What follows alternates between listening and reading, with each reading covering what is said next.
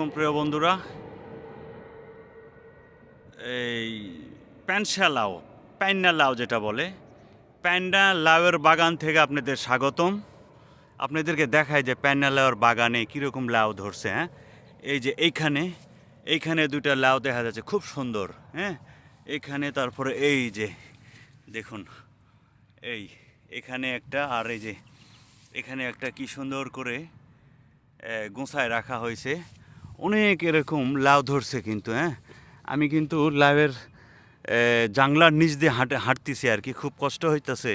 তারপর আপনাদের দেখাই, যেখানে ছোটো ছোটো লাউগুলো দেখছেন, লাউয়ের আর কি জালি কেবল ধরছে আর কি।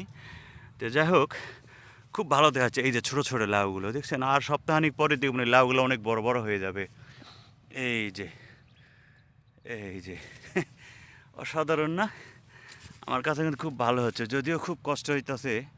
আপনাদের দেখায় একটু। হ্যাঁ, এই যে এখানেও কি সুন্দর সুন্দর লাউয়ের জাল ছোটো ছোটো লাউ ধরছে আর কি, কেবল কলির থেকে কেবল একটু বড় হয়েছে।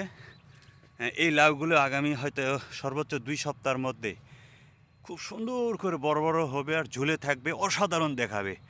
আর একদিন এসে আপনাদের ভিডিও করে দেখাবো। এই যে এগুলো লাউ। হ্যাঁ, আমার কিন্তু অনেক কষ্ট হচ্ছে জানলার নিচ দিয়ে হাঁটতে। তারপর আপনাদের একটু দেখাই। এই যে দেখছেন কত সুন্দর না? আমার কাছে খুব ভালো লাগতেছে কিন্তু। এরকম গ্রাম্য পরিবেশ, যাদেরকে কৃষি কাজ করতে ভালো লাগে, তা দেখতেও ভালো লাগবে। হ্যাঁ, একসময় ছোটো থাকতে বাড়িতে থাকতে এরকম কত কৃষি কাজ করছি। এই যে অসাধারণ না? লাউয়ের ছোটো ছোটো কলিগুলো ধরছে।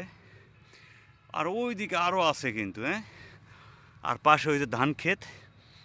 হ্যাঁ, এটা কিন্তু আশুলিয়া বিলে চলে আসছি আমি আপনাদের দেখানোর জন্য। হ্যাঁ, এ ধরনের ভিডিও পেতে অবশ্যই আমার পেজটা ফলো দিবেন, এবং কী ধরনের ভিডিও দেখতে চান কমেন্টে অবশ্যই জানাবেন। ঠিক আছে, ভালো লাগলে লাইক কমেন্টস করবেন। আল্লাহ হাফেজ, আসসালামু আলাইকুম।